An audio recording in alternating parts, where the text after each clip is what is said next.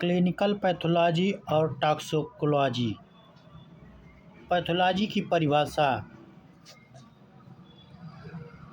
Pathology चिकित्सा विज्ञान की वह शाखा है जो रोग के कारण, लक्षण और प्रभाव का अध्ययन करता है। इनमें शरीर के अंगों, ऊतकों और कोशिकाओं में होने वाले असामान्य परिवर्तनों को जांचा जाता है जो रोग की स्थिति में होता है।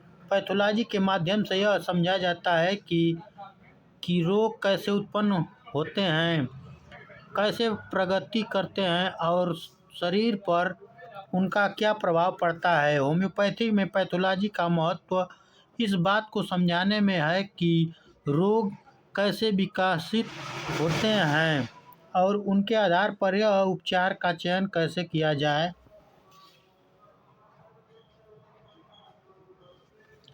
रक्त और मूत्र की पैथोलॉजी। रक्त और मूत्र के विश्लेषण से शरीर के अंदर होने वाली कई बीमारियों का पता चलता है। रक्त और मूत्र के परीक्षण से शरीर में किसी प्रकार की सूजन, संक्रमण या अन्य समस्याओं का निदान किया जा सकता है। रक्त की पैथोलॉजी। रक्त का परीक्षण शरीर में होने वाले कई रोग को पहचानने में मदद करता है। रक्त में मुख्यतः लाल रक्त कोशिकाएं, श्वेत रक्त कोशिकाएं और प्लेटलेट पाए जाते हैं। इनकी संख्या, आकार और कार्यों में किसी भी प्रकार की असमानता रोग का संकेत हो सकता है। मूत्र की पैथोलॉजी। मूत्र का परीक्षण शरीर की किडनी और अन्य अंगों के कार्यों का आकलन करने में सहायक होता है।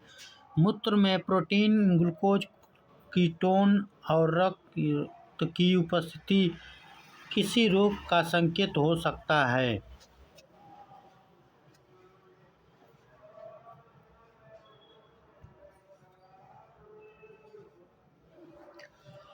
मूत्र के विश्लेषण से मूत्राशय, गुर्दे और यकृत से संबंधित रोग का पता लगाया जा सकता है। लिम्फोसाइट और प्लेटलेट स्वास्थ्य और रोगों में भूमिका। लिम्फोसाइट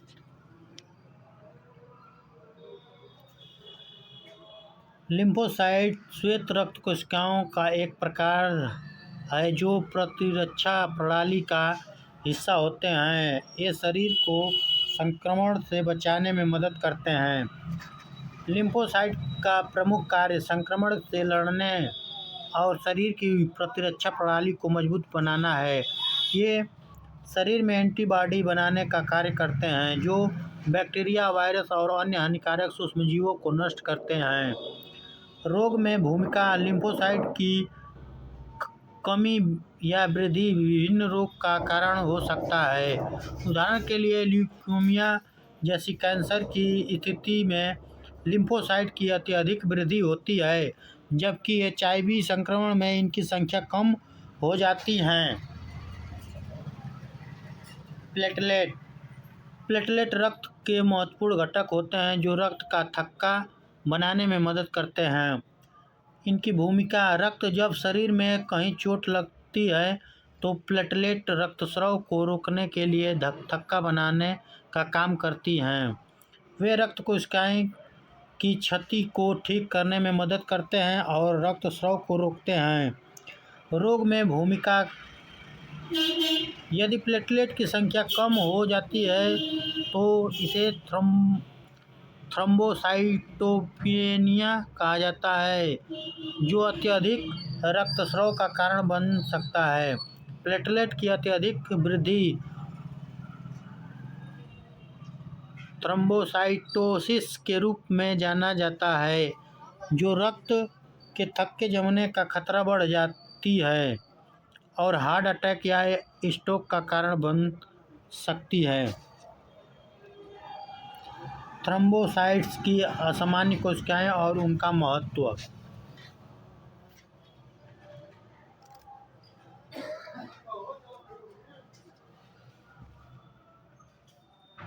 थ्रोम्बोसाइट या लाल रक्त कोशिकाएं शरीर में ऑक्सीजन ले जाने का कार्य करती हैं।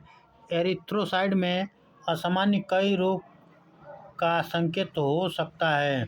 एनीमिया, एरिथ्रोसाइट की संख्या में कमी होने पर शरीर को पर्याप्त ऑक्सीजन नहीं मिल पाता है, जिसे एनीमिया कहा जाता है। इनमें को रोगी को थकान, कमजोरी, सांस की कमी आदि लक्षण होते हैं। सिकल सेल एनीमिया, इस रोग में एरिथ्रोसाइट की आकस्मिक बदल जाती है और वे हंसिया के आकार की हो जाती है। इसके परिणामस्वरूप रक्त के स्राव में बाधा उत्पन्न होती है और शरीर में ऑक्सीजन की कमी हो जाती है।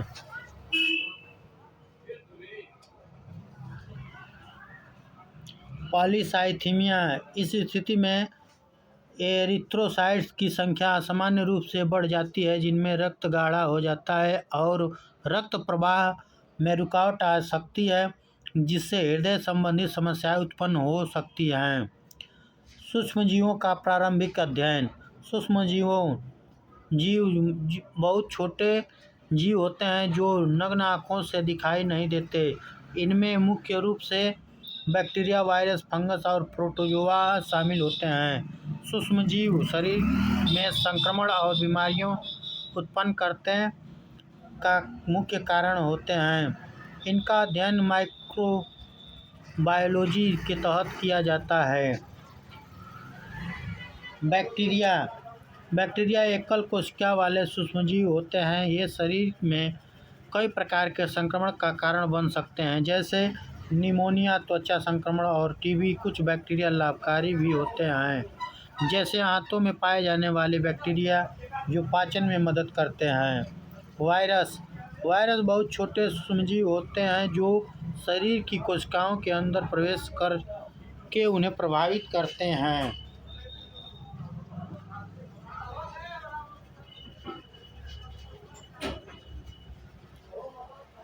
वायरस से उत्पन्न रोग में इन्फ्लुएंजा,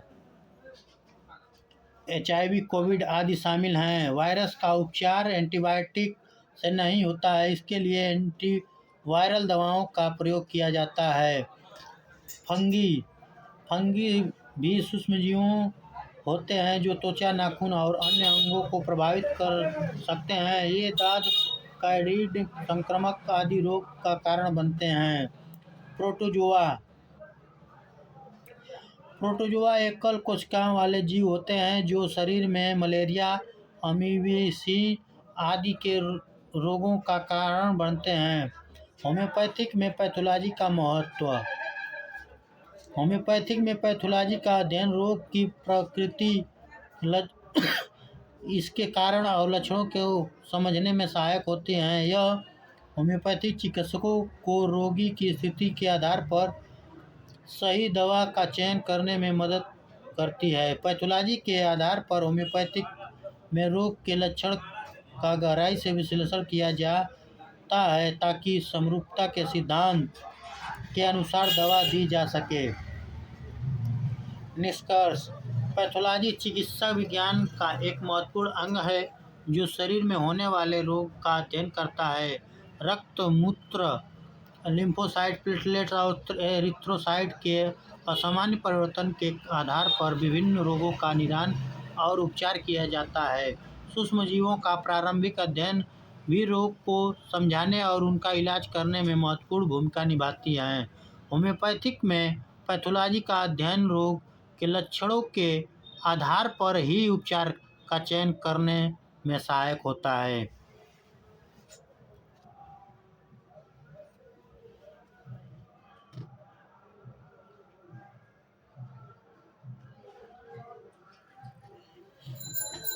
मूत्र में कुछ असामान्य तत्व होते हैं, जैसे पानी, यूरिया, क्रिएटिनिन, सोडियम, पोटेशियम आदि। लेकिन जब कुछ असामान्य तत्व मूत्र में पाए जाते हैं तो वे विभिन्न रोग का संकेत देते हैं। मूत्र में असामान्य तत्वों की उपस्थिति को देखकर चिकित्सक विभिन्न बीमारियों का निदान कर सकते हैं। मूत्र के प्रमुख असामान्य घटक। प्रोटीन। मूत्र में प्रोटीन की उपस्थिति आमतौर पर किडनी से संबंधित समस्याओं का संकेत देती है। नेफ्रोटिक सिंड्रोम, ग्लोमेरुलोनेफ्रोस्टाइटिस और डायबिटीज नेफ्रोपैथी में मूत्र में प्रोटीन का उच्च स्तर पाया जाता है। ग्लूकोज मूत्र में ग्लूकोज की उपस्थिति मधुमेह का संकेत देती है। जब रक्त में शर्करा का स्तर बहुत अधिक हो जाता है और किडनी से फिल्टर नहीं कर पाती तो यह मूत्र में आ जाता है।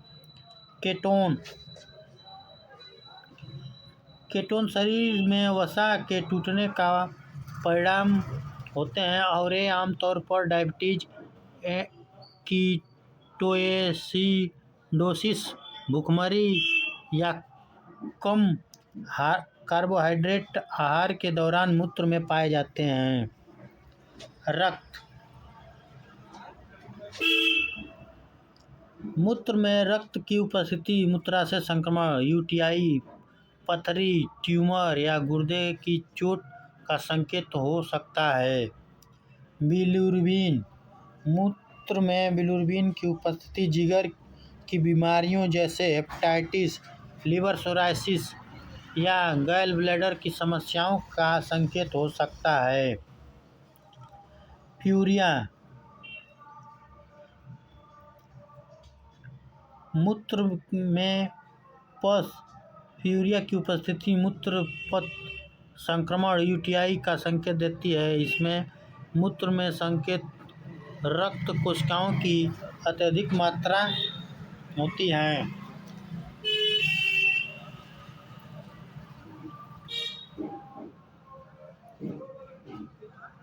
क्रिस्टल मूत्र में क्रिस्टल की उपस्थिति गुर्दे की पथरी का संकेत हो सकता है।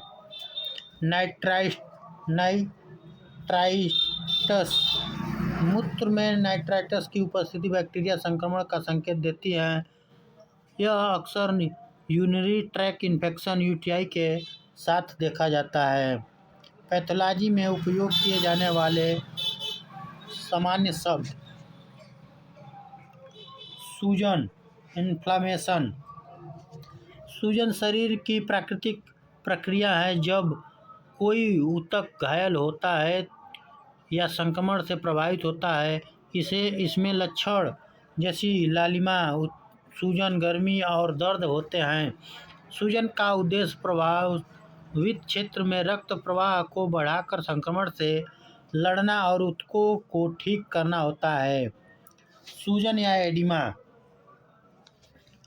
एडिमा शरीर के ऊतकों में अत्यधिक द्रव संचय से होता है, जिनमें सूजन उत्पन्न होती है। एडिमा कई कारणों से हो सकती है, जैसे हृदय की विफलता, गुर्दे की बीमारी या लीवर की समस्या।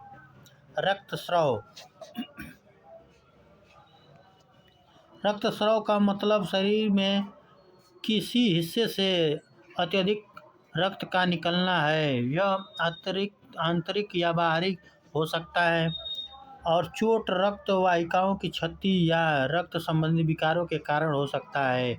आंतरिक रक्तस्राव गंभीर हो सकता है और तुरंत चिकित्सक की आवश्यकता होती है। थ्रोम्बोसिस वह स्थिति है जब रक्त वाहिकाओं में रक्त का थक्का जमा जाता है और रक्त प्रवाह को अवरुद्ध कर देता है।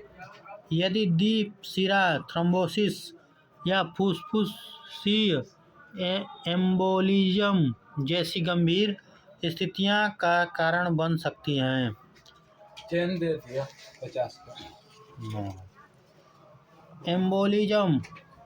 एम्बोलिज्म वह स्थिति है जब रक्त प्रवाह में एक थक्का या अन्य तत्व जैसे वसा का टुकड़ा या एयर बबल रहता है। बहता हुआ किसी रक्त वाहिकाओं को अवरुद्ध कर देता है।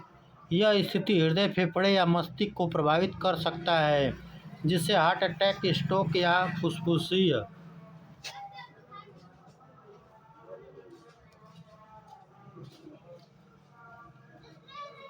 एम्बोलिज्म हो सकता है। बुखार शरीर की प्रतिरक्षा प्रक्रिया है जो संक्रमण से लड़ने के लिए तापमान को बढ़ाता है। बुखार संक्रामक सूजन या अन्य बीमारियों का लक्षण हो सकता है। सांस की तकलीफें। डायस्प्रिया का अर्थ है सांस लेने में कठिनाई या हृदय या फेफड़ों की बीमारियां जैसे asthma, chronic obstructive pulmonary disease या हृदय विफलता के कारण हो सकता है। एनीमिया। एनीमिया वह स्थिति है जब शरीर में लाल रक्त कोशिकाएं या हीमोग्लोबिन की कमी हो जाती है, जिससे शरीर में ऑक्सीजन की आपूर्ति कम हो जाती है। इस परिणाम स्वरूप थक्का, कमजोरी और सांस की तकलीफें होती हैं। आयरन की कमी और विटामिन B12 की कमी इसके प्रमुख कारण होते हैं। ल्यूकोसाइटोसिस वह स्थिति है जब श्वेत रक्त कोशिकाएं की संख्या सामान्य से अधिक हो जाती है। यह संक्रमण, सूजन या अन्य बीमारियों का संकेत हो सकता है। इन्फेक्शन, ल्यूकेमिया और एलर्जी इसके प्रमुख कारण हो सकते हैं। ल्यूकोपीनिया वह स्थिति है जब श्वेत रक्त कोशिकाएं की संख्या सामान्य से कम हो जाती है। यह शरीर की संक्रमण से लड़ने की क्षमता को कमजोर कर सकता है। वायरल संक्रमण, ऑटोइम्यून बीमारियां या कीमोथेरेपी इसका कारण हो सकता है। निष्कर्ष। पैथोलॉजी में मूत्र और रक्त के असामान्य घटकों का अध्ययन विभिन्न बीमारियों का निदान करने में महत्वपूर्ण होता है। सूजन, एडिमा, रक्तस्राव, थ्रोम्बोसिस, एम्बोलिज्म, बुखार, सांस की तकलीफ, एनीमिया, ल्यूकोसाइटोसिस और ल्यूकोपीनिया जैसी असामान्य पैथोलॉजिकल शब्द को समझना रोग की प्रकृति और उसके प्रभाव को समझने में सहायक होता है।